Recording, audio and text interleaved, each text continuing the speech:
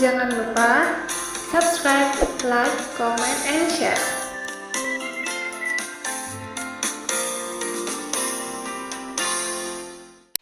Hi millennials, Assalamualaikum and welcome back to your online TOEFL class at Millennial Academy. Okay, this is Mr. Hendra talking to you, and now we no longer talk about the structure because we've just finished all the lessons about the structure sections, and then in this video, start from now on, we're going to talk about the listening part. And then today, it's the listening part A, the dialects. But before we talk about the listening itself, I'm just going to give you a brief snapshot of what, snapshot, yeah? Snapshot, sorry. A snapshot of what the listening part A looks like. Okay, so these are some of the things that you may need to know. The first one is listening. Ya, listening itu sendiri nantinya akan ada 3 bagian. So the first one adalah dialects. Kita sedang berada di sini sekarang. And then kita punya part B, extended conversations. Nantinya ini akan lebih panjang, terdiri dari 7 atau 8 pertanyaan. Kalau part A ada 30 pertanyaan. Jadi ini termasuk yang lumayan penting karena ada 30 nomor. Untuk part B hanya ada 7 atau 9 atau 8 nomor. Conversation-nya, dialognya lebih panjang ya, atau disilakan conversations, percakapan, agak lebih panjang. Dan yang terakhir ada part C atau mini talks. Mini talks ini seperti hanya perkuliahan.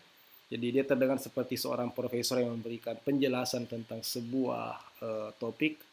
Jadi hanya semacam monolog. And then there will be sekitar 12 atau 13 pertanyaan tentang perkuliahan tersebut. Totalnya adalah 50 nomor. Jadi untuk listening sendiri nantinya akan ada 50 items. Ya, there will be 50 questions. Dan waktunya kurang lebih lebih dari 30 menit, karena biasanya audionya sendiri lebih daripada 30 menit. So this is listening, 50 nomor, waktunya kurang lebih 30 menit. Dan Anda tidak diperkenankan untuk mengulang audionya, sekali putar langsung tidak akan kembali ke nomor-nomor yang sebelumnya. Itu yang pertama ya teman-teman, tentang model listening itu sendiri. Yang kedua adalah tentang ini beberapa general, kayak semacam general strategis mungkin di tepatnya. Jadi ini ada strategi-strategi general tentang listening part A khususnya. Yang pertama adalah familiarize yourself with the directions. Jadi teman-teman nantinya tidak butuh lagi untuk buang-buang waktu mendengarkan directions atau arahan, petunjuk menjawab soalnya, karena kalau teman-teman ikut kursus di Millennial Academy, kalian pasti sudah familiar dengan bentuk soal dan bentuk cara menjawabnya nantinya. Jadi tidak perlu. Tapi but remember, ingat, you're not permitted, tidak diizinkan untuk meskipun nanti ketika dibacakan direksinya atau petunjuknya, teman-teman tetap tidak dibolehkan untuk membuka halaman berikutnya sampai kalian dipersilakan oleh penyelenggara tes yang teman-teman tempat tes ya saat itu. Okay, so be familiar with the directions. Number 2, kalau ada masalah ketika ada masalah mendengarkan audionya mungkin terlalu kecil atau bahkan terlalu besar sehingga susah untuk memahami apa yang dikatakan speaker, segera sampaikan ke penyelenggara tes untuk memperbaiki audionya. Kenapa? Karena kalau tesnya sudah mulai, sudah berlangsung, tidak boleh lagi di stop audionya, harus tetap jalan meskipun kurang jelas. Jadi biasanya sebelum tes pasti akan diuji dulu audionya dan ditanya kepada peserta apakah jelas atau tidak. Kalau memang kurang jelas, mungkin kurang keras atau masalah apapun, silahkan disampaikan kepada proctors atau penyelenggara tes. Number 3, never skip any items. Ini penting sekali. Jangan pernah melewatkan satupun pertanyaan, karena di tes TOEFL tidak ada istilah minus. Kalau salah ya salah, kalau benar dapat poin. So, kalau misalnya tidak yakin jawabannya apa, langsung saja di guess, langsung ditebak. Okay, berikutnya answer each item as quickly as you can. Jadi teman-teman nantinya akan ada sekitar 12 detik ya, 12 seconds Jadi teman-teman mendengarkan setelah teman-teman mendengarkan audionya akan ada pertanyaan dan ada waktu 12 detik untuk memilih jawaban yang paling tepat menurut teman-teman. Usahakan jawab secepat mungkin, jangan lewat dari 12 detik. Biasanya sih bagusnya kalau saya pribadi mungkin bisa dijawab sekitar 7 detik paling lambat ya, 7 seconds, 7 detik, kemudian sisa 5 detik tersebut nantinya akan digunakan untuk mengantisipasi pertanyaan selanjutnya. Intinya jangan lebih daripada 12 detik. Idealnya 7 detik sudah jawab. Lanjut, yang terakhir adalah concentration is very important. Jadi konsentrasi adalah hal yang paling penting di listening part. Kenapa? Part A adalah listening secara umum. Kenapa? Karena sedikit saja kita buyar, tidak fokus mendengar, kita pasti kehilangan jawabannya. Karena boleh jadi jawaban dari pertanyaan tersebut terletak pada satu kata yang kita lewatkan tadi. Jadi jangan menghayal, kalau bisa semalam sebelum tesnya jangan begadang, jangan ada masalah dulu dengan siapapun. Jadi fokus itu yang paling penting, konsentrasi. Don't daydream, jangan menghayal. Focus your attention on the audio and on the choices in your textbook. Betul, pikiran kita difokuskan dengan audio dan pilihan-pilihan yang akan kita pilih. Oke teman-teman, ini general strategies yang teman-teman butuh perhatikan nantinya di ketika mengerjakan soal listening. Berikutnya ini contoh, ini penting, contoh soal listening part A nanti kira-kira begini ya. Jadi ada pembicara pertama, ini M1, maksudnya male, laki-laki pertama. Do you think I should leave this chair against the wall or put it somewhere else? Kemudian pembicara kedua female, misalnya laki-laki dan perempuan ya. Over by the window, I'd say. Kemudian pertanyaannya, what does the woman think the man should do? Apa yang perempuan tersebut pikir yang laki-laki tersebut harus lakukan? Jadi adalah muncullah pilihan A, B, C, atau D. Jadi teman-teman, percakapannya pendek ya. Pembicara pertama bicara sekali, pembicara kedua bicara sekali. Dan masuklah pertanyaannya atau naratornya. So, ini kira-kira model pertanyaannya nantinya. Dan ini juga strategi yang paling umum nanti kita bicarakan ya. Lanjut ke yang terakhir. Ini beberapa strategi yang cukup spesifik. Yang pertama adalah be familiar with the directions. Teman-teman tidak butuh buang waktu untuk mendengarkan directions-nya. Cukup ketika directions mungkin teman-teman bisa berdoa atau memperbaiki semua hal yang butuh diperbaiki, mempersiapkan mental untuk menjawab soalnya. Jadi tidak perlu kita mengikuti petunjuknya. Kedua, remember that the answer of the question is generally contained in what the second speaker says. Jadi di listening part ini bisa saya katakan mungkin 90% atau bahkan lebih dari soal-soal atau dari pertanyaan akan terletak pada apa yang second speaker, ya, pembicara kedua katakan. Jadi kalau seperti yang tadi, seperti ini tadi. Nah, ini what does the woman think the man should do? Jadi pertanyaan ini jawabannya terletak di apa yang dikatakan oleh pembicara kedua. Jadi nanti kira-kira sebagian besar seperti itu ya, teman-teman. Jawaban daripada pertanyaan ada di pembicara kedua. Jadi kalau misalnya seandainya ya teman-teman buyar dan tidak fokus mendengarkan pembicara pertama atau mungkin ada kata-kata yang tidak jelas di pembicara pertama, jangan panik, tidak usah khawatir karena sebagian besar jawabannya ada di pembicara kedua. Jadi pembicara kedua tolong tingkatkan atau pertahankan konsentrasi kalian. Berikutnya, if you're not sure, kalau tidak yakin, usahakan eliminasi dulu jawaban yang paling tidak mungkin benar dan tebak, ya, dan tebak jangan sampai tidak dijawab, harus dijawab, tebak saja ya. Berikutnya, after you have chosen an answer, kalau sudah menjawab misalnya sudah menjawab nomor 1 ya bla bla bla A B C D, sudah pilih B.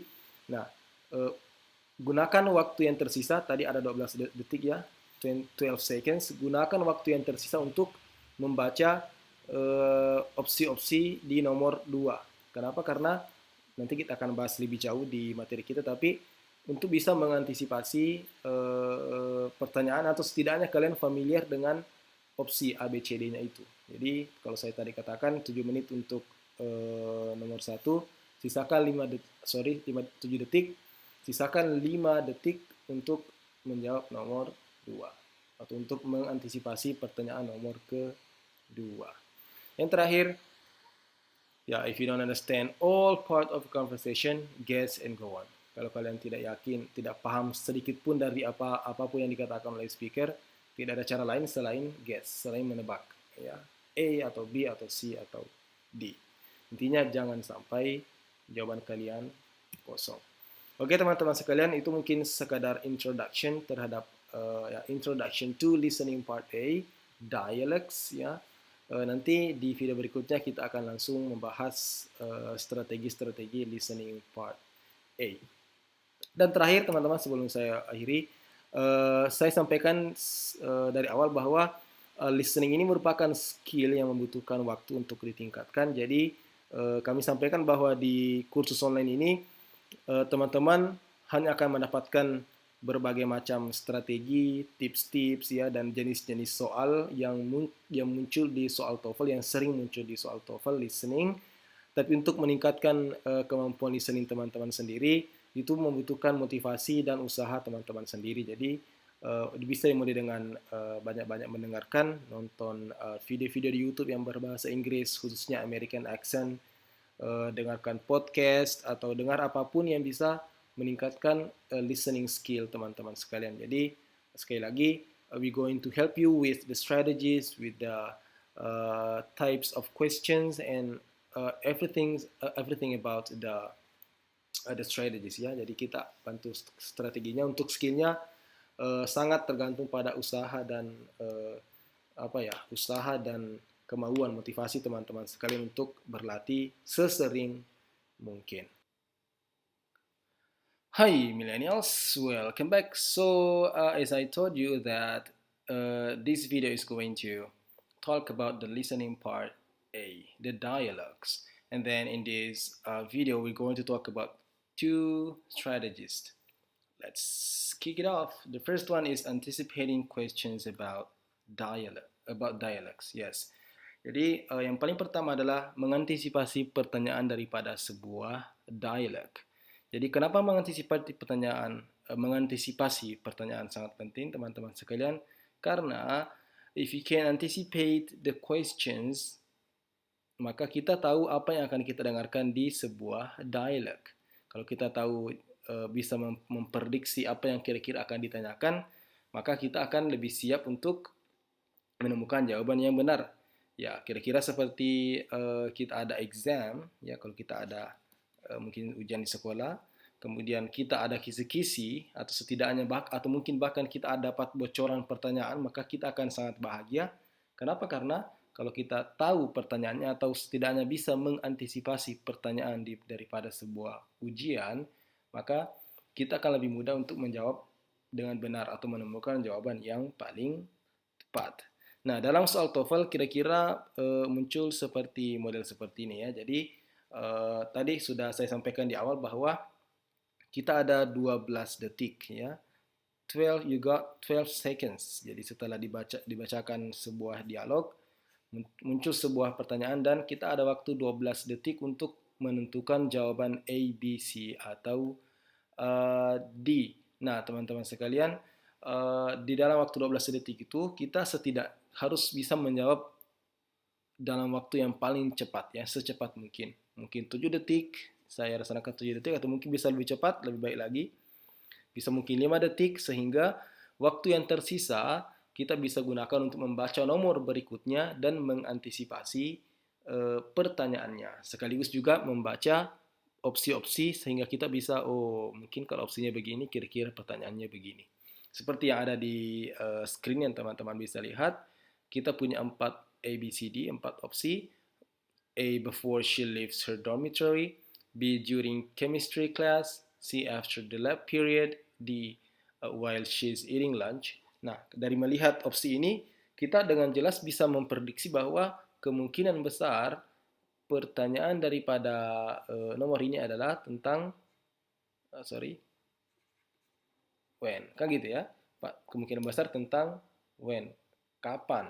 karena dia jawabannya sebelum atau ketika atau setelah atau ketika. Jadi dia pasti bertanya tentang kapan. Mungkin misalnya kapan seseorang akan mengerjakan tugasnya, ya ketika sebelum dia meninggalkan asramanya, ketika dia berada dalam kelas kimia, setelah bekerja di laboratorium, atau ketika dia nanti makan siang. Jadi dari melihat opsi-opsi yang ada, kita bisa mengantisipasi, anticipate questions. Ya, kita bisa mengantisipasi dialog yang ada sehingga membuat kita lebih siap dan lebih mudah untuk menemukan jawabannya. Kita lihat contoh yang lain ya teman-teman supaya lebih jelas. Siap, di sini ada beberapa pertanyaan. Nah, teman-teman coba pilih kira-kira dari 3 pertanyaan ini, ya, dari 3 pertanyaan ini 1, 2, dan 3. Kira-kira di sini pilih ya, pasangkan dengan yang ada di ABCDEF ini. Nah, perhatikan yang pertama. Ini sudah jawab ya, Pi. A, pleased, B, cold, ada C, disappointed, D, hungry. Nah, jadi dari semua opsi ini kita bisa mengantisipasi bahwa kemungkinan besar pertanyaannya adalah how does the man feel? Bagaimana laki-laki tersebut, bagaimana perasaan laki-laki tersebut ya? Karena ada pleased, senang, cold, dingin, ada disappointed, kecewa, ada hungry, lapar. Jadi pasti tentang how does the man feel? Bagaimana perasaan seseorang? Ya. Nomor 2, ada go to her office, call a taxi, show the man where to find a taxi, get directions. Nah, jadi dari semua opsi ini kita bisa mengantisipasi pertanyaannya kemungkinan besar adalah yes, there you go. F, ya, kemungkinan besar adalah what will the woman do next? Apa yang kira-kira perempuan tersebut akan lakukan ya? Apa kira-kira yang akan, ini sering sekali nanti ditanyakan teman-teman. Jadi ada sebuah percakapan, situasi, kemudian ditanyakan apa yang kira-kira si A atau si B lakukan setelah mereka bicara atau setelah ini ya. Jadi entah dia pergi ke kantornya atau menelpon taksi dan bla bla bla. Jadi kita mengantisipasi pertanyaan berdasarkan jawaban yang ada. Nomor 3 coba. Cloudy but much warmer. B, rainy. C, clear but cold. D, the same as today's. Nah, kalau kita lihat semua opsinya ini tentang cuaca ya. Jadi jawabannya pasti yes, A. What will tomorrow's weather probably be like? Bagaimana kira-kira cuaca besok? Cloudy, mendung tapi lebih hangat ya. Rainy, hujan, atau mungkin clear but cold, cerah tapi dingin, kemudian seperti hari ini. Jadi dia bicara tentang cuaca. Dari pilihan yang ada kita bisa lihat, oh ini pasti tentang cuaca nih, gitu ya. Oke, let's move on. Masih ada nomor berikutnya. Kira-kira yang benar yang mana? Coba, sorry, kita lihat. Yep. He left in the lock. Kita tadi sudah pilih A, kita sudah pilih B, kita sudah pilih F ya. Oke. Nomor 4. He left in the lock. It's still in his dorm room. He put it in his pocket and it doesn't work in this lock. Nah, dari opsi ini kita bisa menebak ini pasti tentang kunci ya, karena di sini ada lock, ada lock. Jadi jawabannya, pertanyaannya kemungkinan besar adalah what does John say about the key? Apa yang John katakan tentang kunci tersebut? Dia meninggalkannya di gembok ya, atau masih ada di asramanya, di kamarnya, atau dia ada di kunci itu ada di kantongnya dan seterusnya. Jadi kita bisa mengantisipasi sebuah pertanyaan. Yang terakhir, playing a game, attending a play, learning some lines, trying to find tickets. Nah, kira-kira kalau begini pertanyaannya, pasti kalau gini jawabannya, pasti pertanyaannya adalah what are these people doing? Apa yang orang tersebut lakukan? Sedang bermain game, sedang menghadiri sebuah permainan atau ya foto game, learning some lines atau dan seterusnya. Jadi menunjukkan apa yang sedang orang-orang lakukan. Oke, so ya. Jadi teman-teman, penting sekali skill untuk mengantisipasi pertanyaan karena akan sangat beda hasilnya ketika kita sudah siap dengan pertanyaannya termasuk ketika kita sudah familiar dengan opsi-opsi yang ada, atau dibandingkan dengan sama sekali tidak ada bayangan. Kita tiba-tiba dengar saja, itu akan sangat berbeda tingkat konsentrasi dan antisipasi kita. Jadi makanya saya selalu katakan tadi bahwa usahakan jawab pertanyaan nomor 4 misalnya secepat mungkin supaya Anda punya waktu untuk mengantisipasi pertanyaan nomor 5. Oke, I hope it's clear enough. Itu yang skill pertama, gampang sekali, anticipating questions about dialogues, mengantisipasi pertanyaan. Now, let's move on to the next skill. Ini yang kedua, dialogues with sound confusions. Ini juga penting sekali. Akan banyak sekali di dalam dialog muncul suara-suara atau kata-kata yang terdengar membingungkan atau terdengar mirip. Dan ini di sini penting sekali teman-teman. Kenapa? Karena kita langsung lihat contohnya. Karena kenapa listening diistilahkan listening? Ya bukan sekadar listening, tapi listening comprehension. Ya, kenapa listening comprehension? Artinya pemahaman listening, pemahaman menyimak. Kenapa? Karena teman-teman tidak cukup hanya dengan mendengarkan saja, tapi butuh memahami apa yang sedang disampaikan, sehingga nantinya seringkali kita dikecoh dengan suara-suara yang mirip. Ya, kita dikecoh dengan suara-suara yang terdengar mirip, tapi itu bukan jawabannya. Ya, seperti contoh di sini kita lihat pembicara pertama mengatakan, I've never had this type of fruit before. I don't even know what to do with it. Ya, saya belum pernah melihat buah ini sebelumnya. Saya bahkan tidak tahu bagaimana cara memakannya kira-kira gitu ya. Apa yang harus saya lakukan dengan buah ini. And then the second speaker says, you just have to peel it and eat it. Kamu hanya butuh mengupas dan memakannya. Jadi teman-teman, dari pembicara kedua ini, seperti yang saya sampaikan tadi, bahwa 90% lebih dari soal TOEFL listening part A jawabannya akan terletak pada pembicara kedua. Pertanyaannya, what does the woman mean? Jadi apa yang pembicara kedua maksud dengan ini? Nah, muncullah pilihan seperti she doesn't feel like eating fruit. Ini feel terdengar mirip dengan peel, ya. Kemudian the man should take the pill before eating. Ini juga pill, mirip sekali dengan peel. Nah, teman-teman sekalian, inilah yang diistilahkan dengan sound confusion atau suara-suara yang membingungkan. Kenapa? Karena terdengar mirip. Dan biasanya kita akan dikecoh dengan jawaban-jawaban yang terdengar mirip dengan apa yang disebutkan oleh pembicara. Dan disinilah pentingnya. Kalau kalian ingin mengandalkan intuisi atau baper, ya, kalian mau baper, kalian pasti akan jawab pilihan yang paling mirip dengan yang diucapkan oleh speaker.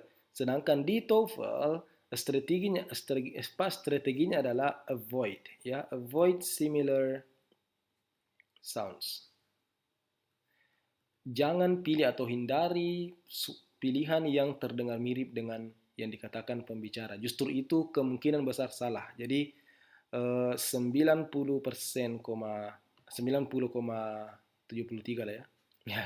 Oke, 90,73% suara yang sama dengan yang disebutkan oleh pembicara adalah salah. Jadi seperti ini tadi, A ada feel dengan peel, mirip dengan peel, ini kemungkinan besar adalah pilihan yang salah.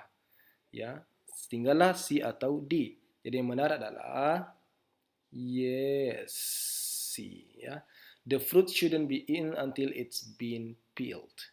Buah itu tidak sebaiknya dimakan sebelum dia dikupas. Jadi jawabannya adalah C.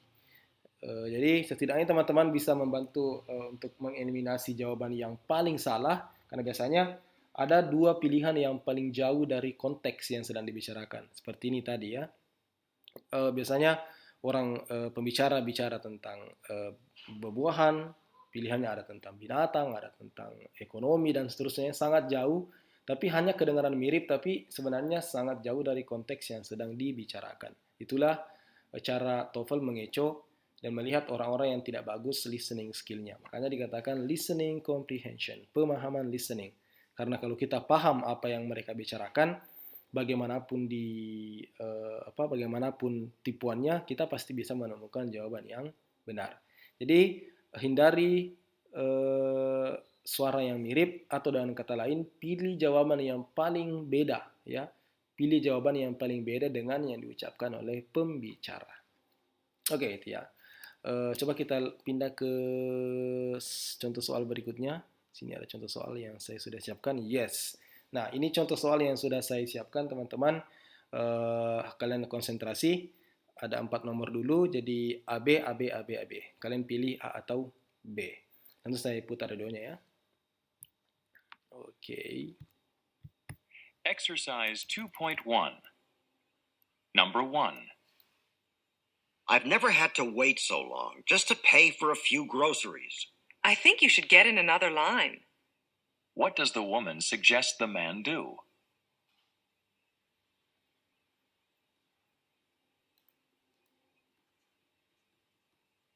Number 2. How does your babysitting job go?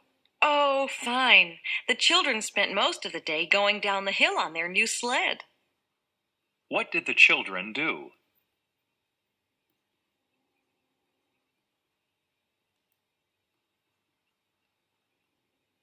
Number 3. Where should I put these letters for you? Oh, just toss them in that file. What does the woman tell the man to do with the letters?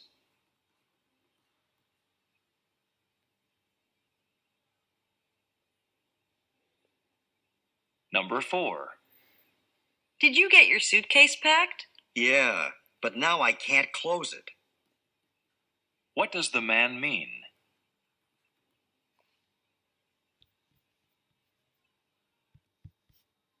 Oke, so teman-teman sekalian perhatikan di sini tadi ada 4 nomor. Yang pertama dikatakan kita fokus ke pembicara kedua saja ya, karena jawabannya semuanya terletak di pembicara kedua. Pembicara kedua mengatakan get in another line, ya. Dia tidak mau antri hanya untuk mendapatkan grocery. Kemudian dikatakan get in another line. Jadi jawabannya adalah yang perempuan tersebut sarankan adalah stand in another line, bukan get in another. Meskipun ada kata get in yang terdengar mirip, tapi di sini different lane. Lane dengan line sangat beda ya. Lane itu jalur di jalanan, ada lane. Kalau line adalah antrian. Jadi meskipun terdengar mirip, tapi ini butuh fokus yang luar biasa. Kalau kita kurang fokus, boleh jadi kata line kita dengar lane. Jadi dia menggunakan get in, stand in sama ya. Ini jadi ini sebenarnya cukup kompleks ya, karena di samping kita harus hindari tadi kita harus hindari avoid similar sounds, kita hindari kata-kata yang terdengar mirip. Kita juga harus antisipasi kata-kata yang sinonim ya, kata-kata yang sebenarnya adalah persamaan kata. Jadi get in another line sama dengan stand in. Maksudnya masuk ke antrian lain atau berdiri di antrian lain, sama saja maknanya. Jadi ganti. Mereka tidak menggunakan kata yang persis sama, seringkali mereka mengganti kata yang beda dengan arti yang sama atau sinonim. Kemudian nomor 2 tadi dikatakan the children going down the hill on their sled. Nah, ini kata sled dengan slide. Perempuan tadi bilang sled ya. Sled itu kayak semacam baskom ya, apa ya, kayak semacam baskom biasa dipakai seluncuran kalau orang bermain salju di Amerika. You going to use the sled, itu sled semacam kayak baskom atau gitu ya, untuk diduduki. Biasanya anak-anak pakai duduk dan ditarik untuk meluncur dari atas ke bawah di atas salju. Jadi jawabannya adalah play on the sled, bukan slide. Dia butuh fokus, slide atau sled. Dia bilang the children going down the hill on their sled. So the answer is B. Semua kalian benar ya. Nomor 3 jawabannya adalah dia bilang toss them in that file. Toss itu sama dengan throw ya, tapi dia tidak bilang pile tadi, dia bilang file. Apa yang harus saya lakukan dengan surat ini? Kata si laki-laki tadi ya. Kemudian dia bilang toss them in that file. Maksudnya simpan saja di file itu. Jadi jawabannya adalah A. Put them in a file. Dia pakai file bukan pile. Oke. Ya, toss diganti dengan put, sama saja. toss sebenarnya artinya kayak buang atau kayak lempar saja ke situ ya, simpan saja di situ file. Oke, nomor terakhir tadi nomor 4 dia bilang I can't close it. I can't close. Saya tidak bisa menutup. Jawabannya adalah yes. He can't shut his suitcase. Jadi shut di sini tadi close menutup diganti dengan shut, artinya sama. Shut dengan close artinya menutup. Jadi dia menggunakan sinonim. So teman-teman, ini yang penting sekali bahwa you need to you need to be focused ya. Jadi sangat-sangat butuh fokus yang luar biasa, konsentrasi yang tinggi karena banyak kata-kata yang terdengar mirip tapi maknanya sangat jauh berbeda, seperti lane dan line, satu jalur, lajur, satu antrian. Satu slide itu seluncuran. Kalau biasa kita di taman, anak-anak main seluncuran itu slide namanya ya. Kalau sled bukan seluncuran tapi alat yang digunakan untuk meluncur di atas salju. Kalau sama dengan file artinya dokumen-dokumen, kumpulan dokumen. Kalau file artinya tumpukan. Sedangkan shut dengan close ya. Kalau ini tadi dia ya close ya, ini shut dengan close ini melibatkan sinonim. Jadi teman-teman kira-kira begini nantinya akan teman-teman akan dicoba ditipu atau dikecoh dengan berbagai macam jenis suara-suara yang mirip sehingga kita butuh fokus yang cukup ya, yang cukup tinggi atau konsentrasi yang cukup tinggi untuk bisa menjawab dengan benar. Sebelum saya tutup videonya, kita masih ada 3 nomor lagi. Kita coba jawab 5, 6, 7 ya.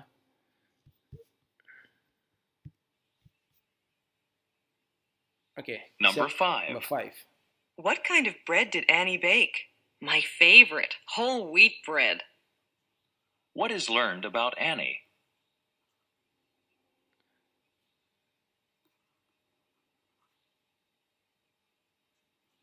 Number 6. Has Brenda finished writing her story for the radio news? Oh, sure. She's just taping it now. What does the man say about the story?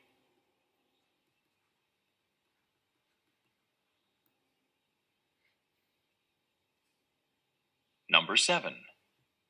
Do you have Emily's address? She has a new one.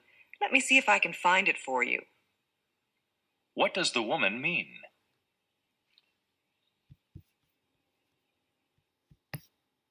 Oke. Jadi teman-teman, jawaban daripada nomor 5 adalah yes. A ya. She made bread from whole wheat. My favorite whole wheat bread. Jadi whole wheat itu sejenis roti yang terbuat dari gandum. Yep, kalau kalian jawab A, congratulations. Kalau kalian jawab B, butuh konsentrasi. Oke. Number 6. Pembicara kuda mengatakan, oh sure, she's just typing it now. Jadi jawabannya adalah yes, typing. B. Brenda is typing it. Number 7. Dia katakan she has a new one. Dia tanya tadi, laki-laki itu bertanya alamatnya Emily. Dikatakan kemudian perempuan itu membalas she has a new one. Dia punya alamat yang baru. So jawabannya adalah yes, Emily recently moved. Ya. Bukan new. Mentang-mentang ada kata new yang mirip, kalian mau pilih new clothes. Jadi teman-teman, ini sebenarnya cukup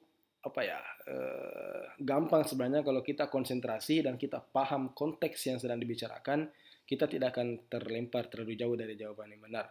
Karena biasanya dari 4 opsi itu A, B, C, D, ada 2 jawaban yang sangat salah, yang sangat jauh dari konteks pembicaraan, dan ada 2 jawaban yang biasanya mirip-mirip ya, antara A atau B, antara C atau D ya, biasanya itu yang membuat kita bingung. Tapi biasanya 2 di antara mereka, di antara pilihan itu adalah jawaban yang sangat salah.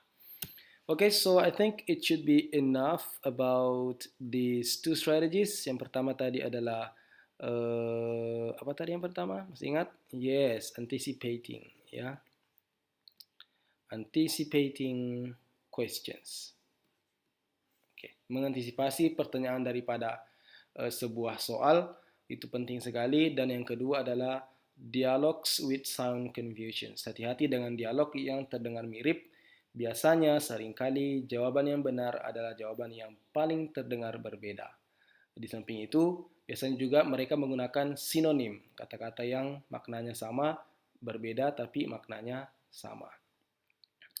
Dan tentang sound confusions ini sangat butuh konsentrasi. Jadi jangan sampai teman-teman salah dengar. Dia bilang file, kalian dengarnya file. Dia bilang slide, kalian dengarnya slide, dan seterusnya. Okay, so I think it should be enough about the listening part A, the first two strategies. I hope it helps you to improve your listening score. Thank you so much for watching. You can learn anytime, anywhere. Mr. Hendra out.